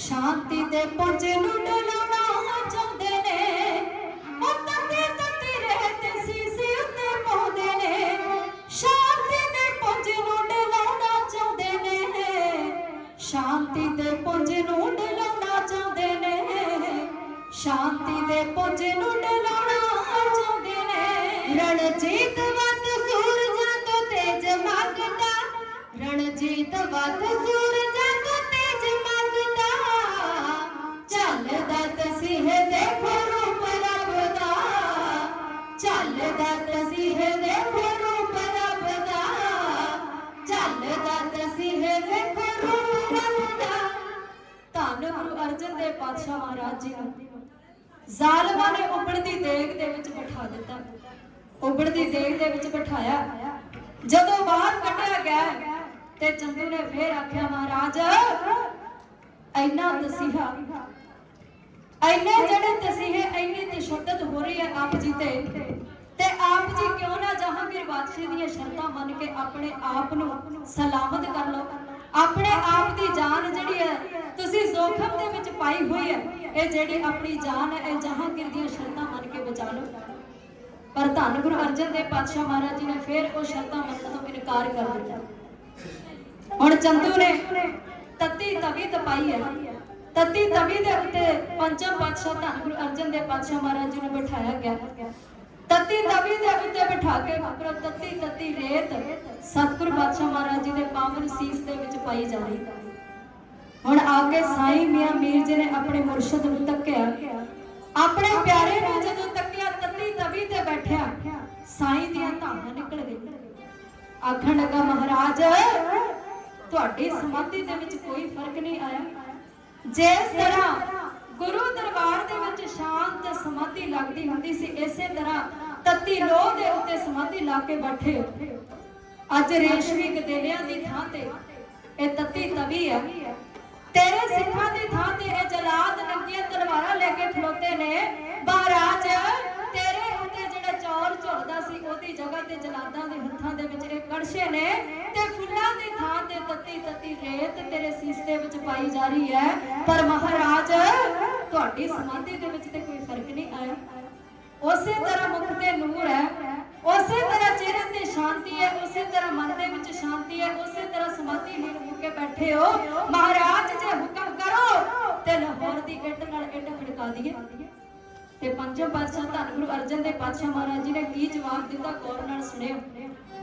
ਸਾਈਂ ਆਖਣ ਲੱਗਾ ਮਹਾਰਾਜ ਹੁਕਮ ਕਰੋ ਤੇ ਇੱਟ ਨਾਲ ਇੱਟ ਖੜਕਾ ਦਈਏ। ਪਰ ਮਹਾਰਾਜ ਆਖਣ ਲੱਗੇ ਸਾਈਂ ਜੀ ਇੱਥੇ ਦੁਸ਼ਮਣ ਕਿਹੜਾ ਦੁਸ਼ਮਣ ਹੈ ਜਿਹਦੀ ਇੱਟ ਨਾਲ ਇੱਟ ਖੜਕਾਉਣੀ ਹੈ? ਕਿਹੜਾ ਸਾਡਾ ਵੈਰੀ ਹੈ? ਪਾਤਸ਼ਾਹ ਮਹਾਰਾਜ ਜੀ ਆਖਣ ਲੱਗੇ ਇੱਥੇ ਕੋਈ ਵੈਰੀ ਨਹੀਂ, ਕੋਈ ਦੁਸ਼ਮਣ ਨਹੀਂ। ਇਹ ਜੋ ਕੁਝ ਹੋ ਰਿਹਾ ਉਸ ਅਕਾਲ ਪੁਰਖ ਪਰਮਾਤਮਾ ਦੇ ਭਾਣੇ ਦੇ ਵਿੱਚ ਹੋ ਰਿਹਾ। ਇੱਕ ਵਾਰੀ ਧੰਨ ਗੁਰੂ ਅਰਜਨ ਦੇਵ ਪਾਤਸ਼ਾਹ ਮਹਾਰਾਜ ਜੀ ਦੇ ਸ਼ਹਾਦਤ ਦੇ ਸਿੱਧੇ ਤੇ ਝੁਕਦਿਆਂ ਦੋਵੇਂ ਹੱਥ ਜੋੜ ਕੇ ਗੱਜ ਕੇ ਕਹਿੰਦੇ ਹੋ ਜੀ ਸਤਨਾਮ ਸ਼੍ਰੀ ਵਾਹਿਗੁਰੂ। ਐਨੇ ਤਸੀਹੇ ਜਲਾਦਾਂ ਦੇ ਵੱਲੋਂ ਐਨੀ ਤਸ਼ੱਦਦ ਕੀਤੀ ਜਾ ਰਹੀ ਹੈ, ਪਰ ਫਿਰ ਵੀ ਧੰਨ ਗੁਰੂ ਅਰਜਨ ਦੇਵ ਪਾਤਸ਼ਾਹ ਮਹਾਰਾਜ ਜੀ ਆਖਣ ਲੱਗੇ ਨੇ, ਕਹਿੰਦੇ ਸਾਈਂ ਜੀ ਇੱਥੇ ਦੁਸ਼ਮਣ ਕਿਹੜਾ ਵੈਰੀ ਕਿਹੜਾ, ਇੱਥੇ ਤੇ ਸਾਰੇ ਆਪਣੇ ਨੇ। ਇਹ ਜੋ ਵੀ ਹੋ ਰਿਹਾ ਉਸ ਅਕਾਲ ਪੁਰਖ ਪਰਮਾਤਮਾ ਦੇ ਹੁਕਮ 'ਚ ਹੋ ਰਿਹਾ। ਤੇਰਾ ਕੀਆ ਮਿੱਠਾ ਲਾਗੇ ਹਰ ਨਾਮ ਪਦਾਰਥ ਨਾਨਕ। ਪਾਤਸ਼ਾਹ ਮਹਾਰਾਜ ਜੀ ਆਖਣ ਲੱਗੇ ਸਾਈਂ ਜੀ ਕੋਈ ਦੁਸ਼ਮਣ ਨਹੀਂ, ਕੋਈ ਵੈਰੀ ਨਹੀਂ। ਇਹ ਜੋ ਕਰ ਰਿਹਾ ਉਹ ਅਕਾਲ ਪੁਰਖ ਪਰਮਾਤਮਾ ਕਰ ਰਿਹਾ। ਸਾਈਂ ਜੀ ਨੇ ਹੱਥ ਜੋੜ ਲਏ, ਹੱਥ ਜੋੜ ਕੇ ਨਮਸਕਾਰ ਕਰਕੇ ਵਾਪਸ ਚਲੇ ਗਏ। ਹੁਣ ਚੰਦੂ ਫੇਰ ਆਇਆ, ਅੱਤ ਦੇ ਤਸੀਹੇ ਦੇ ਰਿਹਾ, ਅੱਤ ਦੀ ਤਸ਼ੱਦਦ ਕਰ ਰਿਹਾ। ਇਹਨੇ ਤਤੀ ਤਵੀ ਤਪਾਈ ਹੋਈ ਹੈ, ਤਤੀ ਤਵੀ ਦੇ ਉੱਤੇ ਧੰਨ ਗੁਰੂ ਅਰਜਨ ਦੇਵ ਪਾਤਸ਼ਾਹ ਮਹਾਰਾਜ ਜੀ ਨੂੰ ਬਿਠਾਇਆ। ਉੱਪਰੋਂ ਤਤੀ ਤਤੀ ਰੇਤ ਜਿਹੜੀ ਹੈ ਗੁਰੂ ਸਾਹਿਬ ਦੇ ਸੀਸ ਦੇ ਵਿੱਚ ਪਾਈ ਜਾ ਰਹੀ ਹੈ, ਤੇ ਨਾਲ ਹੀ ਖਲੋਤਾ ਆਖ ਰਿਹਾ, ਕਹਿੰਦਾ ਗੁਰੂ ਅਰਜਨ ਦੇਵ ਹਜੇ ਵੀ ਵਕਤ ਹੈ, ਜਹਾਂਗੀਰ ਦੀਆਂ ਸਾਰੀਆਂ ਸ਼ਰਤਾਂ ਕਬੂਲ ਕਰਕੇ ਆਪਣੀ ਜਾਨ ਬਚਾ। ਪਰ ਪੰਜਮ ਪਾਤਸ਼ਾਹ ਧੰਨ ਗੁਰੂ ਅਰਜਨ ਦੇਵ ਪਾਤਸ਼ਾਹ ਮਹਾਰਾਜ ਜੀ ਆਖਣ ਲੱਗੇ ਨੇ, ਚੰਦੂ ਰੋਜ਼ ਮਰਨ ਦੇ ਨਾਲੋਂ ਇੱਕ ਦਿਨ ਮਰਨਾ ਚੰਗਾ। ਆਪਣਾ ਧਰਮ ਤਬਦੀਲ ਕਰਕੇ ਜਿਉਣ ਦੇ ਨਾਲੋਂ ਇੱਕ ਦਿਨ ਸਾਰਿਆਂ ਨੇ ਮਰਨਾ, ਤੇ ਮਰਨਾ ਜਿਹੜਾ ਇਹ 100 ਗੁਣਾ ਚੰਗਾ। ਕਿਉਂਕਿ ਧੰਨ ਗੁਰੂ ਨਾਨਕ ਪਾਤਸ਼ਾਹ ਮਹਾਰਾਜ ਜਿਨ੍ਹਾਂ ਨੇ ਸਭ ਤੋਂ ਪਹਿਲਾਂ ਆ ਕੇ ਸਮੇਂ ਦੇ ਜਿਹੜੇ ਹਾਕਮ ਸੀ, ਜਿਹੜੇ ਜ਼ੁਲਮ ਕਰਦੇ ਸੀ ਪ੍ਰਜਾ ਦੇ ਉੱਤੇ, ਉਹਨਾਂ ਦੇ ਖਿਲਾਫ ਜਿਹੜੀ ਕਾਇਨਾਤ ਸੀ ਉਹਨੂੰ ਜਗਾਇਆ ਸੀ। ਗੁਰੂ ਨਾਨਕ ਪਾਤਸ਼ਾਹ ਮਹਾਰਾਜ ਜੀ ਨੇ ਸਭ ਤੋਂ ਪਹਿਲਾਂ ਆਣ ਕੇ ਇਹ ਗੱਲ ਆਖੀ ਸੀ, ਜੇ ਜਿਵੇਂ ਮਤ ਲੱਥੀ ਜਾਏ ਸਭ ਹਰਾਮ ਜੇਤਾ ਕਿਛ ਖਾਏ। ਮਹਾਰਾਜ ਆਖਣ ਲੱਗੇ ਜੇ ਜਿਉਂਦੇ ਜੀ ਪਾਤੀ ਲੱਥ ਜਾਣੀ ਹੈ ਤੇ ਫਿਰ ਜੀਵਨ ਦਾ ਕੀ ਫਾਇਦਾ। ਤੇ ਧੰਨ ਗੁਰੂ ਅਰਜਨ ਦੇਵ ਪਾਤਸ਼ਾਹ ਮਹਾਰਾਜ ਜੀ ਚੰਦੂ ਨੂੰ ਆਖ ਰਹੇ ਨੇ, ਚੰਦੂ ਧਰਮ ਤਬਦੀਲ ਕਰਕੇ ਤੇ ਕਿਸੇ ਦੀਆਂ ਸ਼ਰਤਾਂ ਮੰਨ ਕੇ ਜਿਉਣ ਨਾਲੋਂ ਚੰਗਾ ਅਸੀਂ ਮਰ ਜਾਈਏ। ਕਿਸੇ ਦੀਆਂ ਸ਼ਰਤਾਂ, ਕਿਸੇ ਦਾ ਧਰਮ ਅਪਣਾ ਕੇ ਜਿਉਣ ਨਾਲੋਂ ਚੰਗਾ ਤੇ ਸਾਨੂੰ ਸ਼ਹੀਦ ਕਰ ਦਿੱਤਾ। ਹੁਣ ਜਦੋਂ ਚੰਦੂ ਨੇ ਇੰਨੀ ਗੱਲ ਸੁਣੀ ਹੈ ਨਾ, ਇਹ ਲੋਹਾ ਲਾਖਾ ਹੋ ਗਿਆ। ਇਹ ਸੋਚਣ ਲੱਗਾ ਉਬਲਦੀ ਦੇਗ ਦੇ ਵਿੱਚ ਵੀ ਉਬਾਲ ਕੇ ਵੇਖ ਲਿਆ, ਗੁਰੂ ਨੂੰ ਕੋਈ ਫਰਕ ਨਹੀਂ ਪਿਆ। ਤਤੀ ਲੋਹ ਦੇ ਵੀ ਬਿਠਾ ਕੇ ਵੇਖ ਲਿਆ, ਗੁਰੂ ਨੂੰ ਕੋਈ ਫਰਕ ਨਹੀਂ ਪਿਆ। ਤਤੀ ਤਵੀ ਦੇ ਉੱਤੇ ਬਿਠਾ ਕੇ ਉੱਤੋਂ ਤਤੀ ਰੇਤ ਪਾ ਕੇ ਵੀ ਵੇਖ ਲਈ ਹੈ, ਗੁਰੂ ਨੂੰ ਕੋਈ ਫਰਕ ਨਹੀਂ ਪਿਆ। ਹੁਣ ਜਿਹੜੀਆਂ ਸਰੀਰ ਦੇ ਉੱਤੇ ਛਾਲੇ ਹੋਏ ਨੇ, ਇਹਨਾਂ ਦੇ ਉੱਤੇ ਕਿਹੜਾ ਕਹਿਰ ਕਰਾਂ ਜਿਹੜਾ ਗੁਰੂ ਸਾਡੀਆਂ ਸ਼ਰਤਾਂ ਕਬੂਲ ਕਰ ਲਵੇ। ਇਹੋ ਜਿਹਾ ਕਿਹੜਾ ਕਹਿਰ ਕਰਾਂ ਜਿਹੜਾ ਅਤਿਆਚਾਰ ਸਤਿਗੁਰੂ ਪਾਤਸ਼ਾਹ ਮਹਾਰਾਜ ਜੀ ਤੇ ਕੀਤਾ ਹੈ। ਜਿੰਨੀ ਪੀੜ ਤੇ ਜਿੰਨੇ ਇਹ ਜ਼ਖਮਾਂ ਦੀ ਸੱਲ ਧੰਨ ਗੁਰੂ ਅਰਜਨ ਦੇਵ ਪਾਤਸ਼ਾਹ ਮਹਾਰਾਜ ਜੀ ਨੂੰ ਇਹ ਤਤੀ ਤਵੀ ਨੇ, ਇਹ ਤਤੀ ਰੇਤ ਨੇ ਦਿੱਤੀ ਹੈ, ਇਸ ਨਾਲੋਂ ਹੋਰ ਜ਼ਿਆਦਾ ਦਰਦ ਕਿਸ ਤਰ੍ਹਾਂ ਦਾ ਜਿਹੜਾ ਧੰਨ ਗੁਰੂ ਅਰਜਨ ਦੇਵ ਪਾਤਸ਼ਾਹ ਮਹਾਰਾਜ ਜੀ ਬੋਲ ਜਾਣ। ਹੁਣ ਇਹਦੇ ਮਨ ਦੇ ਵਿੱਚ ਖਿਆਲ ਆਇਆ, ਕਿਉਂਕਿ ਪੰਜਮ ਪਾਤਸ਼ਾਹ ਧੰਨ ਗੁਰੂ ਅਰਜਨ ਦੇਵ ਪਾਤਸ਼ਾਹ ਮਹਾਰਾਜ ਜੀ ਦੇ ਸਰੀਰ ਤੇ ਛਾਲੇ ਹੋ ਗਏ, ਛਾਲਿਆਂ ਦੇ ਨਾਲ ਸਰੀਰ ਭਰ ਗਿਆ। ਹੁਣ ਇਹਦੇ ਮਨ ਦੇ ਵਿੱਚ ਖਿਆਲ ਆਇਆ ਕਿ ਛਾਲਿਆਂ ਦੇ ਉੱਤੇ ਜਦੋਂ ਠੰਡਾ ਪਾਣੀ ਪੈਂਦਾ ਹੈ ਨਾ, ਤੇ सोचा कि इस नालों भी ज्यादा तकलीफ उदों होगी जदों इन्हां छालियां दे उत्ते ठंडा ठंडा जिहड़ा पानी पैना।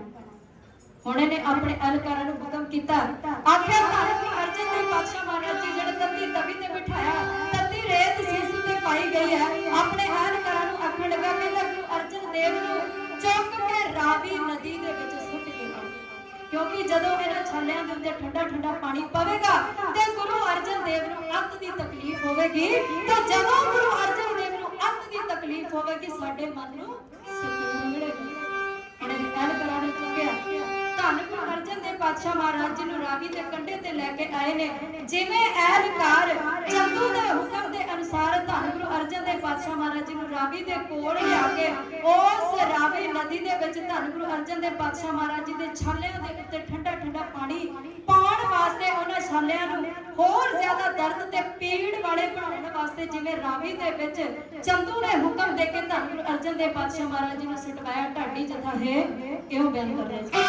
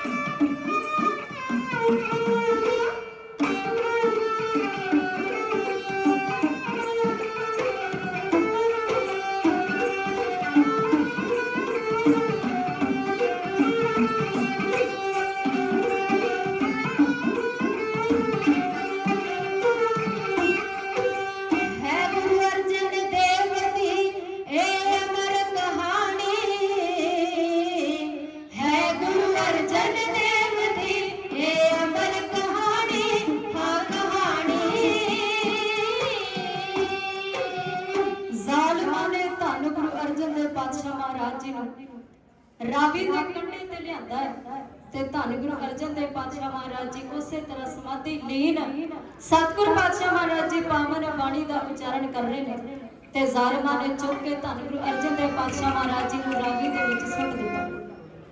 ਤੇ ਜਦੋਂ ਰਾਵੀ ਦੇ ਵਿੱਚ ਸੁੱਟਿਆ, ਹੌਲੀ ਹੌਲੀ ਜਦੋਂ ਉਹ ਛਾਲਿਆਂ ਦੇ ਨਾਲ ਪਾਣੀ ਜਿਹੜਾ ਉਹ ਛਾਲਿਆਂ ਦੇ ਸੰਪਰਕ ਦੇ ਵਿੱਚ ਆਇਆ, ਉਹ ਛਾਲੇ ਜਿਹੜੇ ਸੀ ਉਹ ਫਟਣੇ ਸ਼ੁਰੂ ਹੋ ਗਏ। ਹੌਲੀ ਹੌਲੀ ਸਤਿਗੁਰੂ ਪਾਤਸ਼ਾਹ ਮਹਾਰਾਜ ਜੀ ਦਾ ਸਰੀਰ ਰਾਵੀ ਦੇ ਵਿੱਚ ਤੇ ਪਾਤਸ਼ਾਹ ਮਹਾਰਾਜ ਜੀ ਦੀ ਜੋਤ ਉਸ ਅਕਾਲ ਪੁਰਖ ਪਰਮਾਤਮਾ ਦੇ ਵਿੱਚ ਮਿਲ ਗਈ। ਸਤਿਗੁਰੂ ਪਾਤਸ਼ਾਹ ਮਹਾਰਾਜ ਜੀ ਸਾਡੀ ਖਾਤਰ, ਦੇਸ਼ ਦੀ ਖਾਤਰ ਸ਼ਹੀਦ ਹੋ ਕੇ ਧੰਨ ਗੁਰੂ ਅਰਜਨ ਦੇਵ ਪਾਤਸ਼ਾਹ ਮਹਾਰਾਜ ਜੀ ਨੇ ਸ਼ਹਾਦਤ ਪ੍ਰਾਪਤ ਕੀਤੀ। ਸ਼ਹੀਦਾਂ ਦੇ ਸਰਤਾਜ ਧੰਨ ਗੁਰੂ ਅਰਜਨ ਦੇਵ ਪਾਤਸ਼ਾਹ ਮਹਾਰਾਜ ਜੀ ਸਿੱਖ ਕੌਮ ਦੀ ਖਾਤਰ, ਇਸ ਦੇਸ਼ ਦੀ ਖਾਤਰ ਤੇ ਅਣਖ ਤੇ ਗੈਰਤ ਨੂੰ ਜਿਉਂਦੇ ਰੱਖਣ ਦੀ ਖਾਤਰ ਪਾਤਸ਼ਾਹ ਮਹਾਰਾਜ ਜੀ ਸ਼ਹੀਦ ਹੋ ਗਏ। ਤੇ ਧੰਨ ਗੁਰੂ ਅਰਜਨ ਦੇਵ ਪਾਤਸ਼ਾਹ ਮਹਾਰਾਜ ਜੀ ਨੇ ਸ਼ਹੀਦਾਂ ਦੇ ਸਰਤਾਜ ਦੀ ਉਪਾਧੀ ਜਿਹੜੀ ਉਹ ਹਾਸਲ ਕੀਤੀ। ਹੁਣ ਇਸ ਗੱਲ ਤੇ ਕਈ ਵਾਰੀ ਵਿਚਾਰ ਹੋ ਜਾਂਦੀ ਹੈ ਕਿ ਗੁਰੂ ਅਰਜਨ ਦੇਵ ਪਾਤਸ਼ਾਹ ਮਹਾਰਾਜ ਜੀ ਤੋਂ ਪਹਿਲਾਂ ਵੀ ਤੇ ਕਈ ਸ਼ਹਾਦਤਾਂ ਹੋਈਆਂ, ਪਰ ਗੁਰੂ ਅਰਜਨ ਦੇਵ ਪਾਤਸ਼ਾਹ ਮਹਾਰਾਜ ਜੀ ਸ਼ਹੀਦਾਂ ਦੇ ਸਰਤਾਜ ਕਿਉਂ? ਹੁਣ ਗੱਲ ਤੇ ਗੌਰ ਕਰਿਓ। ਇਹ ਗੱਲ ਸੱਚ ਹੈ ਕਿ ਧੰਨ ਗੁਰੂ ਅਰਜਨ ਦੇਵ ਪਾਤਸ਼ਾਹ ਮਹਾਰਾਜ ਜੀ ਤੋਂ ਪਹਿਲਾਂ ਵੀ ਕਈ ਸ਼ਹਾਦਤਾਂ ਹੋਈਆਂ, ਪਰ ਉਹ ਜਿਹੜੀਆਂ ਪਹਿਲਾਂ ਸ਼ਹਾਦਤਾਂ ਹੋਈਆਂ, ਉਹ ਸ਼ਹਾਦਤ ਦੇ ਵਿੱਚ ਜਿਹਨਾਂ ਨੂੰ ਸ਼ਹੀਦ ਕਰਨਾ ਹੁੰਦਾ ਸੀ ਨਾ, ਉਹਨਾਂ ਵਾਸਤੇ ਸਿਰਫ ਇੱਕੋ ਹੁਕਮ ਹੁੰਦਾ ਸੀ, ਉਹ ਸੀ ਸ਼ਹੀਦ ਕਰਨਾ। ਉਹਨਾਂ ਵਾਸਤੇ ਇੱਕੋ ਹੀ ਰਸਤਾ ਹੁੰਦਾ ਸੀ, ਬਸ ਉਹ ਰਸਤਾ ਹੁੰਦਾ ਸੀ ਮੌਤ ਦਾ ਰਸਤਾ। ਪਰ ਧੰਨ ਗੁਰੂ ਅਰਜਨ ਦੇਵ ਪਾਤਸ਼ਾਹ ਮਹਾਰਾਜ ਜੀ ਦੇ ਕੋਲ ਦੋ ਰਸਤੇ ਸੀ, ਇੱਕ ਮੌਤ ਦਾ ਤੇ ਦੂਸਰਾ ਬਚਣ ਦਾ। ਜੇ ਚਾਹੁੰਦੇ ਗੁਰੂ ਸਾਹਿਬ ਜਹਾਂਗੀਰ ਬਾਦਸ਼ਾਹ ਦੀਆਂ ਸ਼ਰਤਾਂ ਮੰਨ ਕੇ ਆਪਣੇ ਆਪ ਨੂੰ ਬਚਾ ਵੀ ਸਕਦੇ ਸੀ, ਪਰ ਧੰਨ ਗੁਰੂ ਅਰਜਨ ਦੇਵ ਪਾਤਸ਼ਾਹ ਮਹਾਰਾਜ ਜੀ ਨੇ ਜਹਾਂਗੀਰ ਦੀਆਂ ਸ਼ਰਤਾਂ ਨਹੀਂ ਮੰਨੀਆਂ। ਗੁਰੂ ਸਾਹਿਬ ਨੇ ਆਪ ਖੁਦ ਸ਼ਹਾਦਤ ਦਾ ਰਸਤਾ ਚੁਣਿਆ। ਇਸ ਕਰਕੇ ਧੰਨ ਗੁਰੂ ਅਰਜਨ ਦੇਵ ਪਾਤਸ਼ਾਹ ਮਹਾਰਾਜ ਜੀ ਨੂੰ ਸ਼ਹੀਦਾਂ ਦੇ ਸਰਤਾਜ ਆਖਿਆ ਜਾਂਦਾ। ਆਓ ਇੱਕ ਵਾਰੀ ਧੰਨ ਗੁਰੂ ਅਰਜਨ ਦੇਵ ਪਾਤਸ਼ਾਹ ਮਹਾਰਾਜ ਜੀ ਦੀ ਸ਼ਹਾਦਤ ਦੇ ਸਜਦੇ 'ਚ ਝੁਕਦੇ ਹਾਂ, ਗੱਜ ਕੇ ਕਹਦੇ ਹੋ ਜੀ ਸਤਨਾਮ ਸ਼੍ਰੀ ਵਾਹਿਗੁਰੂ।